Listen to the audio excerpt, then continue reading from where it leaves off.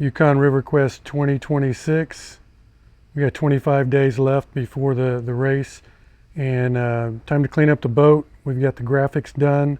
Came in yesterday or 2 days ago, and I'm going to use some 3M 360 rubbing compound.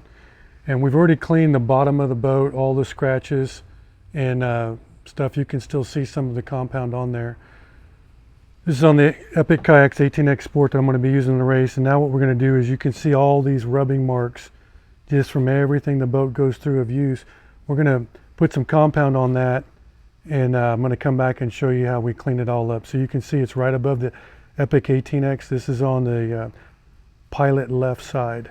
So if the front of the boat's down there, this is on the left side if you're sitting in the kayak. Okay, took about 30 seconds to a minute. You can see all the scuff marks, the black scuff marks and the red scuff marks that were here. And this is just using the rubbing compound. I'm still going to go over with a polish, a glaze, and I've got a coating that I put on the bottom of the boat. So that's cleaned up enough. And then we're going to, once we get all this cleaned up, we're going to put the graphics on it, hopefully tonight. Yukon River Quest 2026.